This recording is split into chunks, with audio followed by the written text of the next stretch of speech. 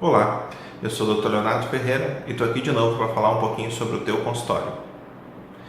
Bem, se você já tem consultório e está com dificuldade de fazer crescer o movimento no teu consultório, se você está pensando em montar um, ou se está bem preocupado se você vai entrar nesse ou naquele convênio da tua região ou da tua cidade, ou se vai atender particular, ou como você vai fazer isso, preocupado que vai dar volume ou não, para poder pagar as contas, etc. Todas as preocupações de quem está montando o consultório. Ou você está com um consultório, está com um convênio e está começando a ter movimento, você não consegue manter os pacientes, porque está sempre trocando, sempre novos. Bem, se esse é o teu problema, você veio no lugar certo. Vamos falar um pouquinho do que pode manter o teu paciente no teu consultório? Bem, falando um pouquinho dessa história de paciente dentro de consultório, vamos começar pelo seguinte. O que você acha que faz o paciente pagar uma consulta particular? É porque ele está vinculado a você? É por causa do convênio ou falta dele? O que é? Já parou para se perguntar isso? Já parou para se perguntar que os pacientes, quando tem um longo tempo com o médico e o médico sai do convênio, uma parte fica e outra parte não? Sabe por que alguns pacientes ficam, outros não? Isso se resume basicamente à construção de relacionamento. Se você gerou empatia, se você gerou uma construção de relacionamento diferenciada com o teu paciente, se a experiência que ele tem quando vai no teu consultório é diferenciada, ele vai estar, na maioria das vezes, disposto a pagar consulta particular, mesmo que você saia do convênio que você está atendendo. Isso vale especialmente se você está fazendo um consultório com consulta só particular, você não tem convênio nenhum, né?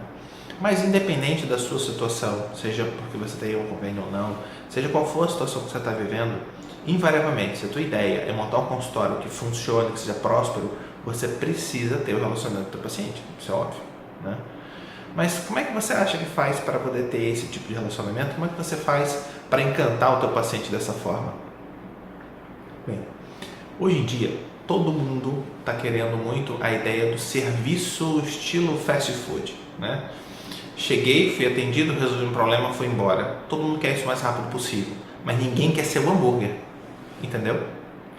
A gente na medicina, em muitos serviços por aí, eles acabam tratando o paciente como o hambúrguer do fast food. É tudo muito rápido, montado rápido, está prontinho, tchau e benção para a viagem e vamos embora.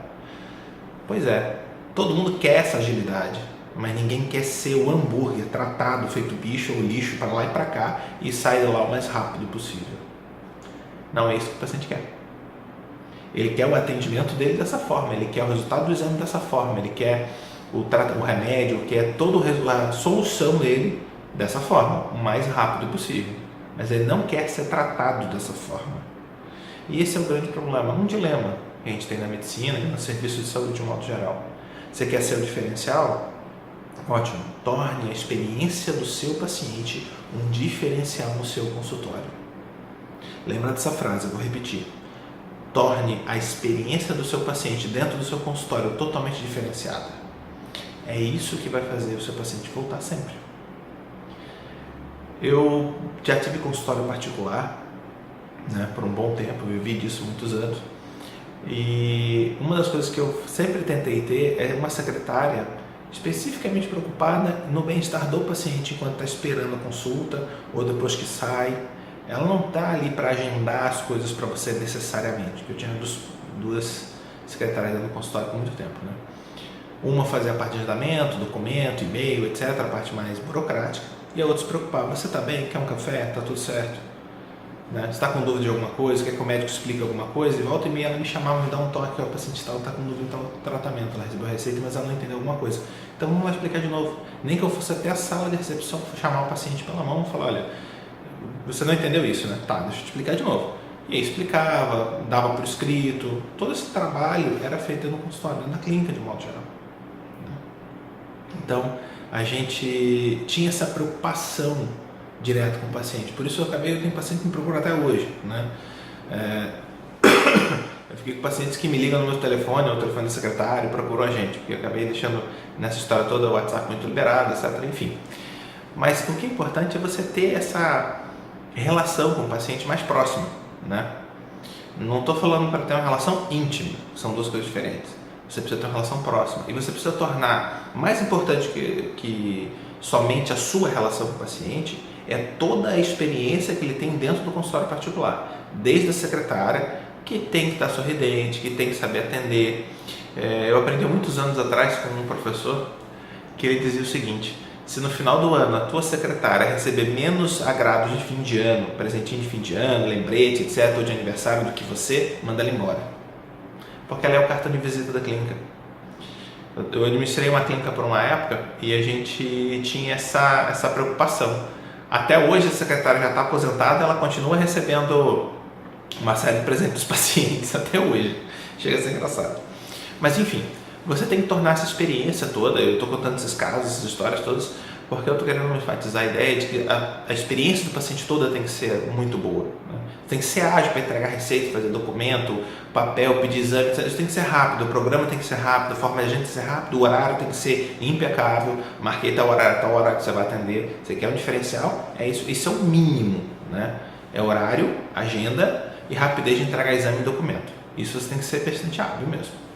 Mas você não pode tratar o paciente como um hambúrguer que tem que ser visto e mandado embora o mais rápido possível. Você precisa ter todo um acolhimento para ele, né? Essa história de acolhimento, que eu já vi em alguns hospitais também, que o acolhimento nada mais é do que uma avaliação feita por uma técnica, um enfermeiro, ou enfim, alguém da saúde, que é tratar da pessoa assim: por que diabos você veio aqui?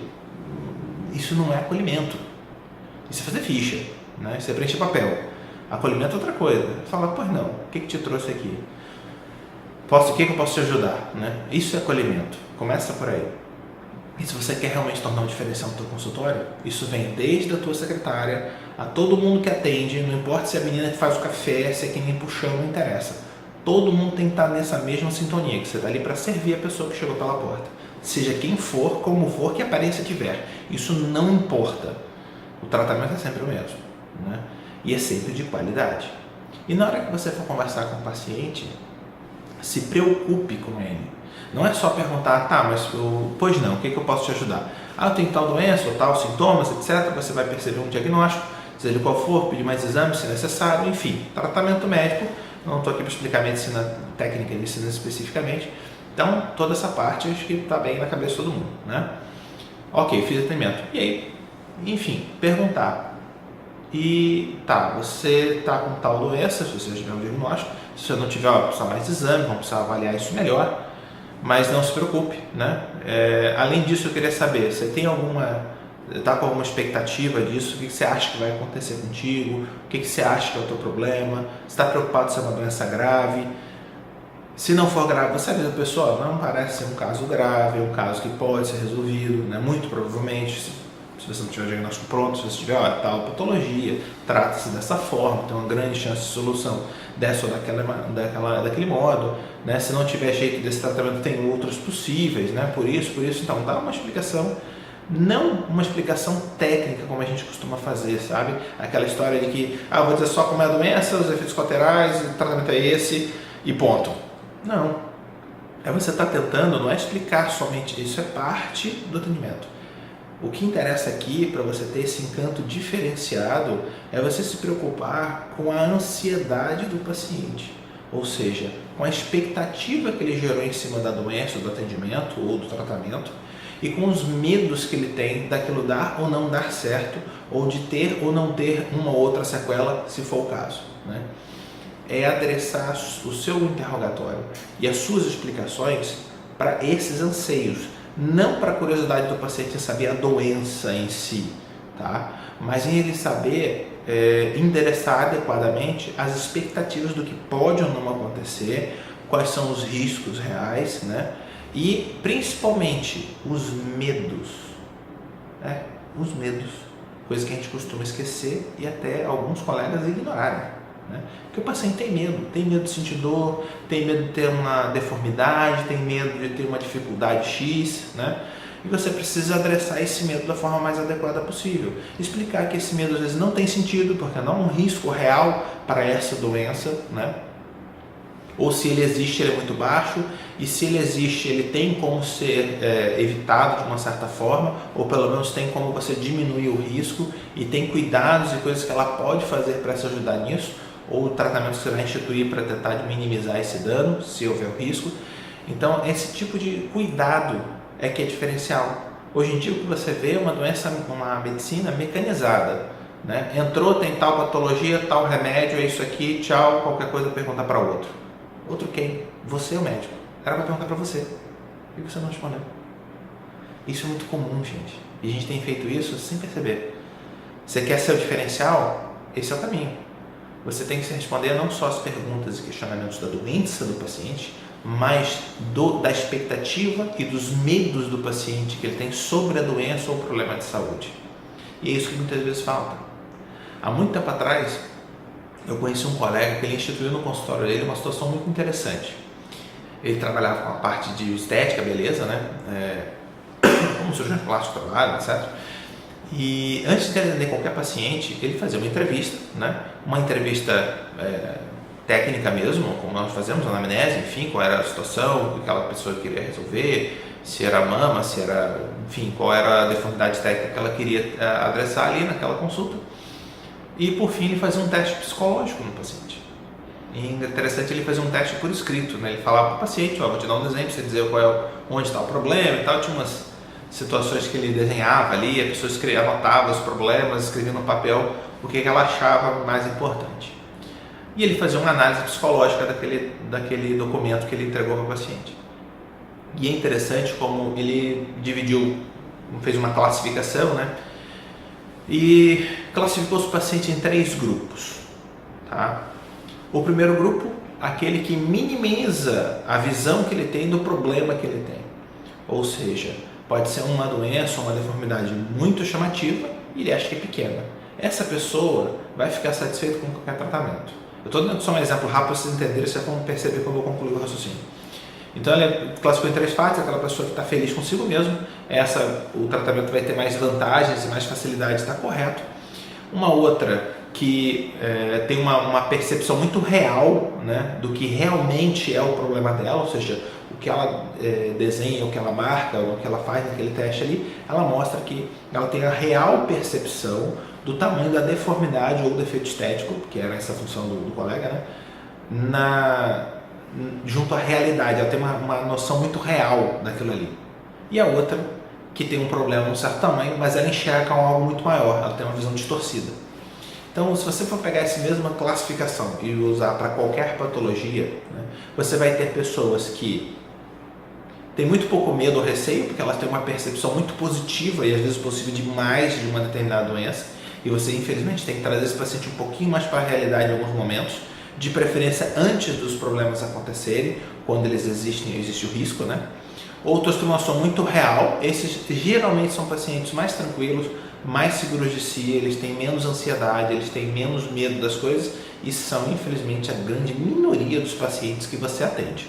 Então, esse paciente você vai ter muito mais facilidade de explicar, porque eles têm uma noção mais real da situação dele, né? Eles aceitam mais rápido, mas que também precisam ser construída a esse tipo de relação. Também é mais rápido, mas você não pode deixar de perguntar. Entenda que mesmo quando a pessoa está nesse grupo de que ela é muito perceptiva sobre a realidade da situação dela, você não pode deixar de perguntar, você não pode deixar de questionar, você não pode deixar de mostrar para ela que você se importa com o que ela pensa e com o que ela sente a respeito da doença ou do problema de saúde que ela trouxe até ali. E essa percepção que leva a uma relação de confiança. E o terceiro grupo, que é o mais difícil e ele é relativamente comum, né? No público feminino ele é mais comum ainda, mas tem crescido muito esse tipo de pessoas que tem uma percepção muito maior do que realmente é, tá? Esse tipo de pessoa costuma ter um nível de ansiedade muito alto, ele costuma ter um índice de medo muito alto, porque ela está com medo de algo muito grande, ou uma complicação, uma gravidade, ou uma sequela importantíssima, quando a doença não está adressada, não está direcionada para uma sequela desse tamanho, desse porte que ela está imaginando, né? E às vezes a pessoa, mesmo sabendo tecnicamente que as limitações são muito menores ou quase inexistentes, ela ainda assim adressa aquela limitação mínima ou aquele problema mínimo, uma carga de ansiedade, de medos, de dificuldade psicossocial, de aceitação enorme. É esse tipo de paciente que infelizmente está se tornando muito comum, a maioria da população está caminhando nesse sentido de um excesso de ansiedade, de um excesso de medo da frustração muito grande, que é o que as mídias sociais têm levado a população de um modo geral, né? Não estou aqui dizendo ninguém específico, mas a população geral tem encaminhado muito nesse sentido. Então esse tipo de paciente está ficando muito comum nos consultórios e a gente precisa melhorar essa relação, a gente precisa resgatar um pouco mais essas pessoas, dando um pouquinho mais de informação, mostrando que a gente se importa não só com a perna, com o seio, ou com o coração, ou com o fígado daquela pessoa, o rim, enfim, não sei a especialidade do colega, mas independente disso, que não só a gente se importa com aquele órgão que a gente está tratando, mas se importa com a pessoa que está ali na frente e mais ainda, se importa com o medo que ela tem dos problemas que podem acontecer ainda. A gente se importa com o medo, com a ansiedade e se importa em responder ao melhor possível às expectativas que a pessoa tem quanto ao tratamento, à doença e sequelas, se for o caso. É esse o grande ponto e é esse diferencial que a grande maioria não tem hoje nos consultórios. Já frequentei consultório de outros colegas, às vezes sem me identificar como médico, e mesmo quando me identifiquei, eu já vi muito atendimento médico na minha carreira e que você percebe que trata as pessoas como o hambúrguer do fast food, né? Quanto mais rápido sair daqui, melhor. E não é assim que você trata a gente, não é assim que você vai ser diferencial, né? Se você pensa um dia estar no consultório com convênio, sair do convênio e ficar no particular e você não tem essa preocupação com o paciente, você não tem essa humanidade de perguntar para o paciente, de lembrar, não, eu já te perguntei isso, como é que vão as coisas, às vezes perguntar de filhos, dependendo da especialidade que você tem, é fundamental. E se você não tem esse hábito, não constrói relacionamentos com os seus pacientes, você não tem como ter um consultório daqui para frente. É a realidade hoje, né? E eu espero ter ajudado um pouquinho, com um pouco da minha experiência, do que eu já passei na vida, do que eu já aprendi na carreira. Eu espero ter aumentado um pouquinho o conhecimento de vocês e espero ter ajudado um pouquinho para cada um ter o seu consultório bem cheio de pacientes, com todos muito felizes com o teu atendimento. Espero ter ajudado. Vou ficar por aqui, né? E lembrem-se que independente do seu tratamento, independente de qualquer situação, lembre-se, todos nós somos humanos e todos nós somos pacientes.